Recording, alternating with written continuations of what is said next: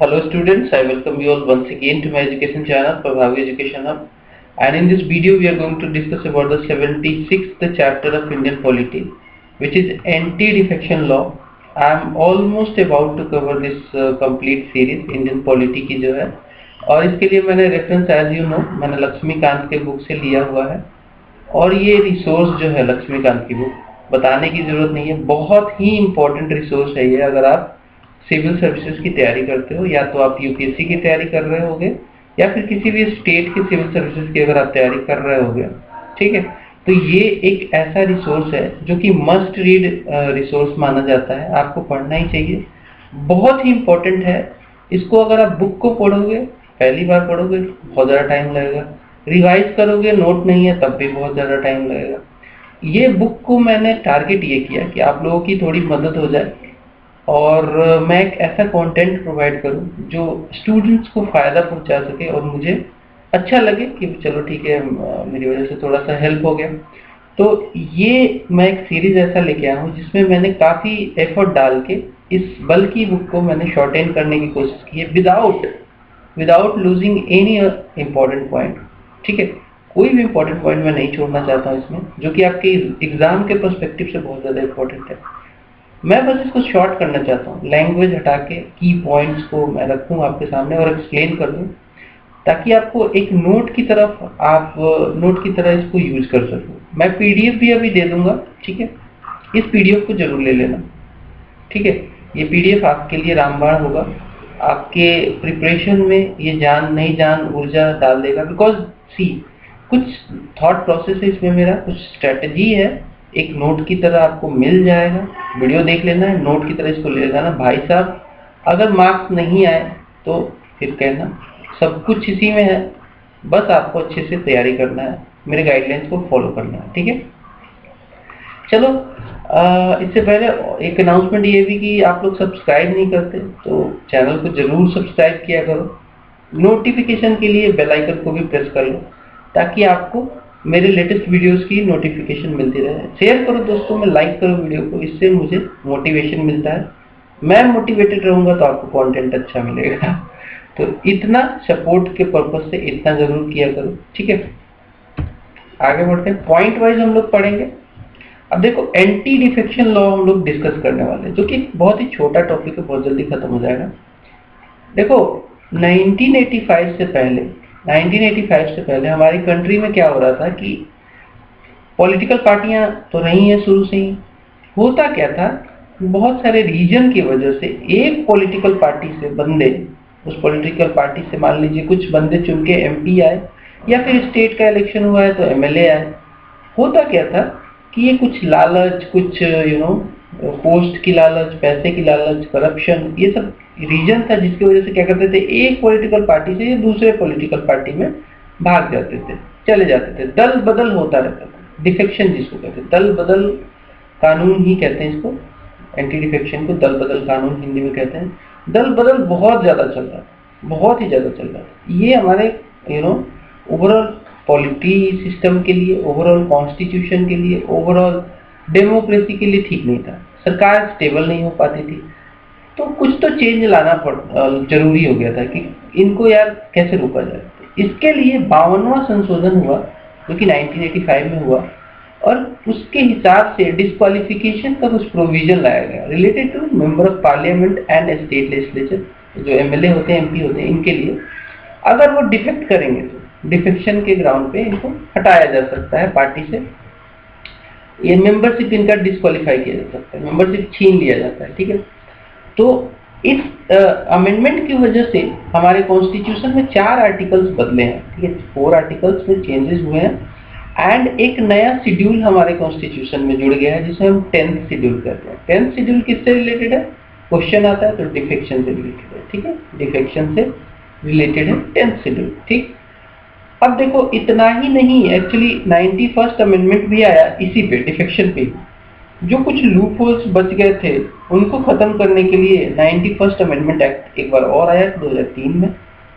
अच्छा, ये 2003 में आया तो इसमें एक चेंज किया गया, 10th शेड्यूल में एक चेंज किया गया था, जिसमें एक एग्जेम्पशन था, एक्चुअली डिस्क्वालिफिकेशन से रिलेटेड एक एग्जेम्पशन था, जिसको हटा दिया गया, ओमिट कर दिया गया। वो एग्जेम्पशन क्या था कि पार्टियां स्प्लिट जब होती थी तो मेंबर्स को डिस्क्वालीफाई नहीं किया जाता था स्प्लिट के ग्राउंड पे। इस पर्टिकुलर एग्जेम्पशन को एक्चुअली खत्म कर दिया गया 91st अमेंडमेंट एक्ट लाके। बात बहुत ही क्लियरली मैं बताया हूँ, अच्छे से सुनते रहो, ध्यान से सुनते रहो, मजे लो। नेक्स्ट है प्रोविजंस ऑफ द एक्ट। अब हम बात करेंगे जो ये ओवरऑल जो एक्ट है ना, ये या फिर लॉ कह लो, anti defection law 10th schedule में, 10th शेड्यूल को भी एंटी डिफेक्शन लॉ ही कहते हैं लोग। तो ये इसके प्रोविजंस क्या है, डिस्क्वालिफिकेशन के ग्राउंड क्या है। तो डिस्क्वालिफिकेशन के ग्राउंड की बात करें तो एक बंदा एज ए एमपी या फिर एमएलए कैसे डिस्क्वालीफाई होगा, अगर ये या तो एमपी है या एमएलए है, कोई भी हो एज द केस में भी, अगर ये अपनी वॉलंटियरली अपनी पार्टी को छोड़ देता है तो इसको एज ए मेंबर डिस्क्वालीफाई कर दिया जाएगा। या फिर ये जब पार्टी ने कुछ डायरेक्शन दिया है वोटिंग में, उस डायरेक्शन के अगेंस्ट जाके वोट करता है, पार्टी ने वोटिंग हो रही है, मान लीजिए किसी मैटर पे कोई बिल ही पास हो रहा है, उसमें उसी पार्टी का है लेकिन उसके अगेंस्ट वोटिंग कर दी, तब भी एक ग्राउंड बनता है कि ये इसको डिफेक्शन का केस है, डिस्क्वालीफाई करो। या फिर पार्टी ने बोला है कि भाई कल वोटिंग है जरूर आ जाना, और वो आया नहीं बंदा, अब्सटेन कर गया, तब भी उसको डिफेक्शन का ग्राउंड माना जाएगा, उसको डिस्क्वालीफाई किया जाएगा। ठीक है, नेक्स्ट देखते हैं। अब देखो ये तो वैसे लोग थे जो पॉलिटिकल पार्टियों के थे। अब हम बात करें कुछ इंडिपेंडेंट मेंबर्स भी होते हैं हमारे लेजिस्लेचर में, पार्लियामेंट में भी होते हैं, स्टेट के लेजिस्लेटिव असेंबली में भी होते हैं। ठीक है, तो वैसे इंडिपेंडेंट एमपी या फिर एमएलए किस ग्राउंड पे डिस्क्वालीफाई होंगे, तो ये एमपी हो सकते हैं अगर ये इंडिपेंडेंटली इन्होंने चुनाव जीता, लेकिन चुनाव जीतने के बाद इन्होंने किसी पॉलिटिकल पार्टी को ज्वाइन कर लिया, तब भी ये ग्राउंड माना जाएगा कि ये डिस्क्वालीफाई होंगे on the ground of defection, इन्होंने डिफेक्ट किया है। नेक्स्ट, अगर नॉमिनेटेड मेंबर है तो उसके लिए भी कुछ प्रोविजन है। अगर ये नॉमिनेटेड मेंबर नॉमिनेशन के बाद, अब जानते ही हो कि लोकसभा में भी नॉमिनेट होते हैं कुछ बंदे, 2 बंदे, ठीक है, नॉमिनेट होते हैं, और इनफैक्ट स्टेट के लेजिस्लेटिव असेंबली में भी कुछ बंदे नॉमिनेट होते हैं। ठीक है, तो नॉमिनेटेड जो मेंबर होते हैं, नॉमिनेटेड मेंबर जो होते हैं, उन्होंने अगर नॉमिनेशन के बाद, नॉमिनेशन के डेट, जिस दिन डेट है उसके डेट के 6 महीने की एक्सपायरी के बाद अगर वो कोई पॉलिटिकल पार्टी ज्वाइन कर लेते हैं तो उनको भी माना जाएगा कि वो बंदे डिफेक्ट किए हुए हैं और ये डिस्क्वालीफाई हो जाएंगे। लेकिन एक चीज देख लो, 6 मंथ के बाद, मतलब 6 मंथ के अंदर में वो पॉलिटिकल पार्टी ज्वाइन कर सकते हैं। ठीक है, आगे बढ़ते हैं। नेक्स्ट, एग्जेम्पशन देख लो। अब ये डिस्क्वालिफिकेशन के लिए एक्चुअली 2 एग्जेम्पशन भी दिया गया है, 2 ग्राउंड ऐसे दिए गए हैं, 2 एग्जेम्पशन ऐसे हैं जिसपे डिस्क्वालिफिकेशन डिफेक्शन नहीं माना जाता है। अब वो 2 केसेस देख लो। अगर किसी पॉलिटिकल पार्टी का मर्जर होता है with another political party, merger होता है और उस मर्जर को एक्चुअली सपोर्ट कर देते हैं इसी पॉलिटिकल पार्टी के 2/3 मेंबर एग्री कर जाते हैं उस मर्जर को, तो ये डिफेक्शन नहीं माना जाएगा। जो भी मर्जर हुआ है उसे कंटिन्यू किया जाएगा, और जो मेंबर मर्जर में पार्टिसिपेट किए हैं उनको डिस्क्वालीफाई नहीं किया जाएगा। ठीक है, तो मर्जर में डिस्क्वालिफिकेशन नहीं होगा on the ground of defection अगर 2/3 of members of that party agree with the merger. ठीक है, आगे बढ़ते हैं। दूसरा ग्राउंड, दूसरा केस, इफ ए मेंबर, एक ऐसा मेंबर है जो कि प्रिजाइडिंग अफसर बन जाता है। प्रिजाइडिंग अफसर कौन होता है? लोकसभा में स्पीकर होता है, स्टेट लेजिस्लेटिव असेंबली में भी स्पीकर होता है। ठीक है, तो ये मान लीजिए प्रिजाइडिंग अफसर कोई मेंबर बन गया और उसने प्रिजाइडिंग अफसर बनने के बाद अगर अपनी पार्टी छोड़ दी तो क्या वो ग्राउंड बनेगा डिफेक्शन का और उसको क्या हटा दिया जाएगा, मेंबरशिप उसकी छीन ली जाएगी? तो नहीं छीनी जाएगी। ठीक है, ये भी एक एग्जेम्पशन है। या फिर वो बंदा वॉलंटरली अपना मेंबरशिप छोड़ने के बाद फिर जब वो पोस्ट छोड़ता है स्पीकर का, स्पीकर बना, फिर स्पीकर का पोस्ट जब इसका ये छूट गया, टाइम खत्म हो गया, एक्सपायरी टर्म एक्सपायरी हो गई इसकी, तब ये वापस रिज्वाइन कर लेगा पॉलिटिकल पार्टी और इसको भी डिफेक्शन नहीं माना जाएगा। सिंपल सी बात है, आपको समझ में आई होगी। ये इसलिए किया गया बिकॉज ये जो एक्चुअली स्पीकर का ऑफिस है ना, उसकी कुछ गरिमा है। उस गरिमा को बनाए रखने के लिए अगर स्पीकर खुद ही चाहे कि यार मुझे मतलब मैं पॉलिटिकल पार्टी का हूँ, इस पर्टिकुलर पॉलिटिकल पार्टी का हूँ, लेकिन मुझे role actually as a speaker पता ही है न्यूट्रल रोल प्ले करना होता है, तो चाहे अपनी मर्जी से छोड़ सकता है, फिर से वापस दोबारा स्पीकर का काम खत्म हो गया तो अपनी पॉलिटिकल पार्टी में ज्वाइन भी कर सकता है चाहे तो, वरना जरूरी नहीं है कि वो छोड़ना ही छोड़ना है। इसको ग्राउंड नहीं माना जाएगा डिफेक्शन। नेक्स्ट, कौन डिसाइड करता है कि किसी बंदे ने डिफेक्शन किया है कि नहीं, किसके पास अथॉरिटी है? तो भाई साहब जान लो, जो डिफेक्शन की अथॉरिटी है डिसाइड करने की, वो दी गई है स्पीकर को दी गई है। और चाहे मान लीजिए अगर पार्लियामेंट का केस है तो स्पीकर, अगर लोकसभा का है मान लीजिए तो स्पीकर को, या फिर स्टेट लेजिस्लेटिव असेंबली में भी स्पीकर होते हैं, तो यही फाइनल इनके पास अथॉरिटी दी गई है। इनके एक्चुअली इस केस से पहले कोठो होलोहन केस 1993 में हुआ था। इससे पहले स्पीकर का जो डिसीजन होता था जुडिशियल रिव्यू में नहीं आता था, लेकिन इस केस के बाद सुप्रीम कोर्ट ने बोला कि नहीं, जो स्पीकर का जो डिसीजन होगा डिफेक्शन से रिलेटेड उसको भी मैं रिव्यू कर सकता हूँ, जुडिशियरी रिव्यू कर सकती हूँ, तो ग्राउंड की भाई डिसीजन जो है स्पीकर का वो मालाफाइड हो सकता है या फिर परवर्सिटी हो सकती है। ठीक है, आगे बढ़ते। नेक्स्ट है रूल मेकिंग पावर। अब ये जान लीजिए कि जो स्पीकर हैं वो एंटी डिफेक्शन लॉ के गाइडलाइंस के हिसाब से अपने हाउस पे डिफेक्शन को लेकर रूल बना सकते हैं। ठीक है, रूल बना सकते हैं। So the presiding officer is empowered to make rules to give effect to the provisions of the 10th schedule, ठीक है, जो कि एंटी डिफेक्शन लॉ से रिलेटेड है। All such rules must be placed before the house for 30 days, 30 days के लिए रखा जाएगा। उस पे अगर हाउस चाहे तो उसको मॉडिफाई करा सकती है या अप्रूव कर सकती है या फिर डिसअप्रूव भी कर सकती है। ठीक है, आगे बढ़ते हैं। नेक्स्ट, डिफेक्शन का केस जो है वो एक्चुअली ऐसा नहीं है कि जो प्रिजाइडिंग अफसर है अपनी मर्जी से ही कह देंगे तुमने वो किया है, डिफेक्ट किया है। वो उनके पास कंप्लेन आना चाहिए तभी वो डिसाइड कर सकते हैं। प्रिजाइडिंग अफसर के पास कंप्लेन आया किसी भी एक मेंबर के द्वारा कि देखिए वो बंदे ने ना डिफेक्शन किया है, वो दल बदल हुआ है वहाँ पे, तो वो कंप्लेन आना चाहिए। कंप्लेन आएगा तभी प्रिजाइडिंग अफसर उस बंदे के ऊपर कार्रवाई करेंगे, डिफेक्शन को एशर्टेन करेंगे कि हुआ है कि नहीं, वही डिसाइडिंग अथॉरिटी है।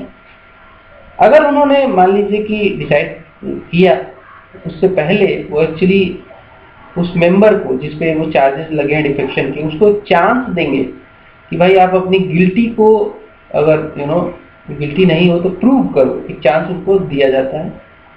ठीक है, अगर प्रिजाइडिंग अफसर चाहे तो इस मैटर को एक committee of privileges for inquiry, एक कमिटी होती है, इस कमिटी को दे सकते हैं मैटर के बाद आप इंक्वायरी करो और हम मुझे बताओ कि सच में क्या डिफेक्शन इस बंदे ने किया है कि नहीं। तो ये प्रोसीजर है। अब हम कर लेते हैं बात थोड़ी सी इस एक्ट के इवैल्यूएशन की, क्या इसका महत्व है, इवैल्यूएट करते हैं इसको। So this act anti defection law, ठीक है, was designed to prevent the evil और mischief of defection। डिफेक्शन के एविल और मिसचीफ को खत्म करने के लिए लाया गया, जो कि होता किस ग्राउंड पे था, lure of office, material benefit, ठीक है, उसके ग्राउंड पे डिफेक्शन होता है। ठीक है, आगे बढ़ते हैं। Next, it strengthen the fabric of Indian parliamentary democracy. होता क्या है कि अगर बंदा डिफेक्ट करने लगेगा तो जो वैल्यू है, जो फैब्रिक है इंडियन पार्लियामेंट्री डेमोक्रेसी की, वो नहीं रह जाती है। ठीक है, वो नहीं रह जाती है। तो ये क्या है, इस वजह से ये एक्ट आने के बाद ये स्ट्रेंथन करता है the fabric of Indian parliamentary democracy. Next, advantages क्या हैं इसके एंटी डिफेक्शन लॉ के? So it has actually provided greater stability in the body politics, मतलब कि सरकार में greater stability रहती है। अगर बंदे छोड़ेंगे नहीं तो सरकार टिकी रहेगी, बॉडी पॉलिटिक बना रहेगा। ठीक है, आगे बढ़ते हैं। Next, it has made democratic realignment of parties in the legislature by way of merger of parties and it has also reduces the corruption। ठीक है। तो मर्जर के लिए डिफेक्शन नहीं माना जाता है, तो मर्जर को इसने एक्चुअली एंटी डिफेक्शन से बाहर रखा गया, डिफेक्शन से बाहर रखा है। और ये इससे क्या होता है, डेमोक्रेटिक पार्टियां मर्जर करती हैं तो एक रीअलाइनमेंट होता है पार्टियों के बीच में, एक सर्वसम्मति से रीअलाइनमेंट होता है पार्टियों के बीच में, आइडियोलॉजिकली मिलती हैं पार्टियां, तो एक अच्छी चीज है। और इस डिफेक्शन लॉ ने, एंटी डिफेक्शन लॉ ने जो करप्शन था, जो खरीद लिया जाते थे एमपी एमएलए, वो कम किया है थोड़ा सा, ठीक है। आगे बढ़ते हैं। Next, it has now recognised the existence of political party constitutionally, clear cut constitutional recognition to the existence of political parties। पहले क्या था, डिफेक्शन लॉ नहीं था, एंटी डिफेक्शन लॉ नहीं था, तो होता क्या था, पॉलिटिकल पार्टियों की चर्चा ही कॉन्स्टिट्यूशन में नहीं थी। पॉलिटिकल पार्टियों को कॉन्स्टिट्यूशन ने ऐसा कुछ पावर ही नहीं दिया था कि अपने मेंबर्स के ऊपर कुछ कंट्रोल कर सकते हो कि नहीं। तो अब ये एंटी डिफेक्शन लॉ आने के बाद इस पॉलिटिकल पार्टियों को हमारी कंट्री में काफी पावर मिला। वो अपने अब मतलब उनके लाइन से, उनके कमांड से बाहर जाके लोग काम नहीं कर सकते, ठीक है। मतलब एक मैं एक्चुअली कहना ये चाहता हूँ कि कॉन्स्टिट्यूशनल रिकॉग्निशन मिला है। देखो, पार्टी के अगेंस्ट जाना कोई बुरी बात नहीं, अगर पार्टी गलत कर रही है एंड किसी पर्टिकुलर मेंबर को ऐसा लगता है कि नहीं सच में पॉलिटिकल पार्टी और मेरी आइडियोलॉजी नहीं मिलती है, तो अगेंस्ट में वोटिंग करते हैं और डिस्क्वालीफाई भी होते हैं। That is their personal choice, and करना भी चाहिए, कोई दिक्कत नहीं है। लेकिन मैं इस पॉइंट में ये कह रहा हूँ कि कॉन्स्टिट्यूशनल रिकॉग्निशन जो है पॉलिटिकल पार्टियों को पहले नहीं था, लेकिन अब हो गया, ठीक है। आगे बढ़ते हैं। नेक्स्ट, क्रिटिसिज्म भी हुआ है इसका बहुत सारा। सो क्रिटिसिज्म का ग्राउंड क्या है, it does not make differentiation between dissent and defection. मान लीजिए पॉलिटिकल पार्टी ने, अगेन मैंने अभी एग्जांपल दिया वही इस पे सूट कर जाएगा, डिफेक्शन कह देते सीधे। मान लीजिए मैं डिसएग्री कर रहा हूँ, डिसेंट कर रहा हूँ पॉलिटिकल पार्टी का, मेरे थिंकिंग के हिसाब से ये जो पर्टिकुलर डिसीजन है पॉलिटिकल पार्टी का वो ठीक नहीं है, मैं मेंबर इस पॉलिटिकल पार्टी का और मैं चुन के भी आया हूँ, एमपी हूँ मान लो, और मैं मानता हूँ कि ये पर्टिकुलर डिसीजन नहीं ठीक है, ओवरऑल कंट्री के लिए ठीक नहीं है, मैं ये मानता हूँ। हो सकता है पार्टी के लिए ठीक हो, मैं मानता हूँ कि नहीं ठीक है, तो मैं डिसेंट कर रहा हूँ। तो क्या जो बंदा डिसेंट करता है उसको क्या पार्टी से हटा दोगे? डिफेक्शन और डिसेंट में डिफरेंशिएशन नहीं किया इस एंटी डिफेक्शन लॉ ने, तो सीधा एक ही प्रोविजन है कि कुछ भी हुआ अगर आपने पार्टी के अगेंस्ट में काम किया तो आपने डिफेक्ट किया और आपको हटा दिया जाएगा, ठीक है। तो इससे क्या है, पार्टी बॉसिज्म को जो है हमने, मतलब पार्टी बॉस है, पार्टी जो चाहेगी वही होगा, उस टाइप का बना दिया हमने। पॉलिटिकल पार्टियों के बीच में डेमोक्रेसी नहीं रह गई, सिंपल सी बात मैं ये कह दूँ, अगर कुछ चंद शब्दों में तो यही कहा जाएगा। Next, it has banned only retail defection, जो कि एक इंडिविजुअल करता है, ठीक है, वो चाहे इंडिविजुअल इंडिपेंडेंट मेंबर हो या फिर पॉलिटिकल पार्टी का एक मेंबर हो, उसी को मतलब रिटेल डिफेक्शन को ही रोकता है। लेकिन मर्जर के केस में मैंने क्या बोला था कि वो लीगलाइज कर देता है। मर्जर अगर हुआ है, 2/3 मेंबर्स ने एग्री किया है तो उसको लीगलाइज कर दिया, उसको डिफेक्शन नहीं माना जाएगा। मर्जर हुआ है तो उसको भी तो डिफेक्शन मानना चाहिए ना, ठीक है। तो इसने एक्चुअली बैन तो किया रिटेल डिफेक्शन, बट लीगलाइज कर दिया होलसेल डिफेक्शन। ये भी तो हो सकता है ना कि मर्जर इसी चाह में किया जा रहा है कि सरकार को गिराना है या फिर सरकार बनाना है, ये भी तो हो सकता है ना, सिंपल सी बात है। मर्जर क्यों होता है? मर्जर किसी न किसी पॉलिटिकल बेनिफिट के लिए ही होता है। Next, no expulsion of legislator from his party on the ground of activities outside legislature, मतलब कि लेजिस्लेचर में मान लीजिए वोटिंग नहीं किया, पॉलिटिकल पार्टी छोड़ दिया, तो उस केस में तो आप उसको डिफेक्शन के ग्राउंड पे हटा दोगे, डिस्क्वालीफाई कर दोगे। लेकिन वो बंदा जब लेजिस्लेचर से आउट है, बाहर जाके पॉलिटिकल पार्टियों के अगेंस्ट बात कर रहा है, जैसे कि एक मेंबर शत्रुघ्न सिन्हा जिनका नाम है, ये क्या है, बीजेपी के अगेंस्ट में बहुत बातें बोलते रहते हैं, ठीक है, बोलते रहते हैं, और इनको मतलब डिफेक्शन के ग्राउंड पे हटाया गया है? नहीं हटाया गया है। तो मतलब लेजिस्लेचर में बोलेंगे, वोटिंग नहीं करेंगे तो हटा दिया जाएगा, लेकिन आउटसाइड एक्टिविटीज के लिए कुछ नहीं है। Next, discrimination between an independent and nominated is illogical.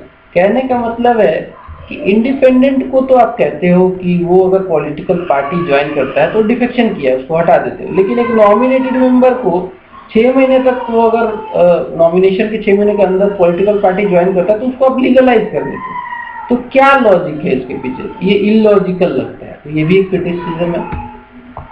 Next देखते हैं, decision making. Presiding officer is criticise किया गया है कि प्रिजाइडिंग ऑफिसर को डिसीजन मेकिंग के ग्राउंड पे कि होता तो पॉलिटिकल पार्टी का ही है, ठीक है। जैसे ओम बिरला है, आज के डेट में ओम बिरला है, एक मैं एग्जांपल दे रहा हूँ, आदमी बुरे नहीं है, ऐसे उस सेंस में मत लेना। ओम बिरला है, मान लो है तो ये बीजेपी के ही, थोड़ा सा झुकाव तो रहेगा ही बीजेपी के साथ तो इम्पार्शियल हो सकते हैं। लैक्स प्लस ये है तो एक लेजिस्लेटर, ठीक है, ये तो कोई लीगल नॉलेज इनको इतना ज्यादा है नहीं, है तो ये आम आदमी है, पॉलिटिशियन है, लीगल कोई कानूनी बंदे थोड़ी है। तो ये फिर डिसीजन कैसे, जज कैसे बन जाएंगे, कैसे, इनको क्या कोई लीगल नॉलेज है किसी व्यक्ति के बारे में? बट चल रहा है तो चल रहा है, तो इस ग्राउंड पे भी क्रिटिसाइज किया गया, ठीक है। नेक्स्ट, अब देख लो भैया, 91st अमेंडमेंट एक्ट आया था 2003 में। ये सबसे पहले जानो कि रीजन क्या था इस एक्ट को लाने का। देखो 10th शेड्यूल में कुछ खामियां रह गई थी, 10th शेड्यूल में कुछ खामियां जो एंटी डिफेक्शन लॉ से रिलेटेड है। खामियां ये रही कि इसने 10th शेड्यूल आया तो सही, ठीक है, और डिफेक्शन पे काम भी किया इसने, लेकिन इसने अलाउ कर दिया बल्क डिफेक्शन को मर्जर के द्वारा स्प्लिट के द्वारा, ठीक है, स्प्लिट और मर्जर के द्वारा जो डिफेक्शन होता था उसको लीगलाइज कर दिया, while declaring individual defection as a legal illegal, ठीक है। स्प्लिट और मर्जर को इसने लीगलाइज कर दिया, लेकिन जो इंडिविजुअल डिफेक्शन है उसको लीगल इलीगल बोला कि ठीक है, इंडिविजुअल अगर कर रहा है तो उसको हटा देंगे, लेकिन अगर स्प्लिट हो रहा है पार्टी में, 1/3 मेंबर उसको एग्री कर रहे हैं, तो उसको डिफेक्शन से एग्जेम्पशन मिला था, ठीक है, तो ये ठीक नहीं था। तो अभी क्या है, एग्जेम्पशन जो अगेन देख लो, disqualification in case of split exemption मिला हुआ था। इस वजह से, इन दोनों रीजन से एक डीस्टेबलाइजिंग इफेक्ट रहा सरकार पे, और सरकार को 91st अमेंडमेंट एक्ट लाना पड़ा। इनफैक्ट बहुत सारी चीजें हुई इसमें अमेंडमेंट आने के बाद। जो साइज ऑफ मिनिस्ट्री है उसको भी छोटा किया गया, काफी बड़ा बल्कि साइज कर देते थे इस अमेंडमेंट से पहले, तो वो सब भी किया गया। तो देख लो क्या क्या प्रोविजंस हैं। The total number of ministers including PM shall not exceed 15% of the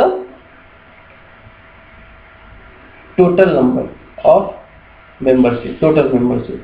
मान लो लोकसभा एग्जाम्पल के तौर पे 552 सीट्स है, इसका 15% निकालो, कितना होता है, 5.52 कर लो, ठीक है। तो ये 15 2 3 15 75 8 4 7 आ गया, 15 को 5 टाइम करो तो 75 और 7 82, इतना होगा क्या?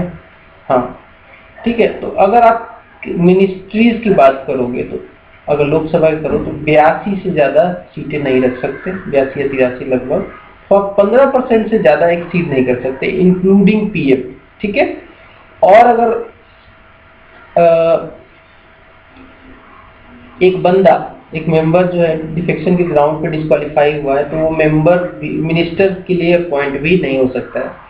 He also be disqualified to be appointed as a minister if the said person is disqualified on the ground of defection, ठीक है। बात समझ में आई, ये भी अमेंडमेंट आया।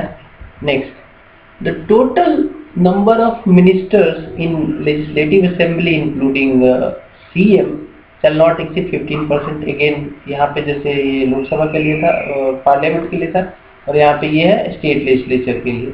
But the number shall not be less than 12। यहाँ पे मिनिमम नंबर नहीं था, लेकिन स्टेट लेजिस्लेटिव असेंबली में 12 से कम नंबर नहीं होना चाहिए, ठीक है। आगे बढ़ते हैं। डिस्क्वालीफाइड, अगेन अगर कोई बंदा, कोई अगर स्टेट लेजिस्लेटिव असेंबली का मेंबर है और वो डिस्क्वालीफाई हो जाता है on the ground of defection, तो वो बंदा अपॉइंट नहीं हो सकता है मिनिस्टर, ठीक है। So he also becomes disqualified to become minister. And अगर मान लो डिफेक्शन के ग्राउंड पे कोई बंदा का मेंबरशिप छीना गया है, तो he will also not hold any remunerative political post. अब रिम्यूनरेटिव पॉलिटिकल पोस्ट होता है जैसे कि वैसा पोस्ट जिसमें सरकार सेंट्रल गवर्नमेंट या फिर स्टेट गवर्नमेंट उसको कोई सैलरी दे रही है, तो रिम्यूनरेटिव पॉलिटिकल पोस्ट कहते हैं, ठीक है। तो वो भी वो नहीं बन पाएगा। Provisions pertaining to the exemption from disqualification on the ground of split in the party and if it is supported by 1/3 members of that party has been deleted now. So there is no more protection on the grounds of split. पहले क्या था, on the ground of split, split के ground पे defection नहीं होता था, नहीं माना जाता था, disqualify नहीं होते थे बंदे, लेकिन split अब होगा 95 अमेंडमेंट के बाद, तो उन बंदों को माना जाएगा कि उन्होंने डिफेक्शन किया है और उनकी मेंबरशिप छीन ली जाएगी। So overall that's all from this video मैं उम्मीद करता हूँ कि आपको अच्छे से समझ में आया होगा। इसको रिवीजन करना है आपको पीडीएफ के थ्रू, पीडीएफ मिल जाएगा बहुत जल्दी। वीडियो को शेयर करो अपने दोस्तों में और लाइक करो यार, लाइक करो वीडियो को, ठीक है। मिलते हैं अगले वीडियो में, तब तक के लिए नमस्कार, बाय बाय।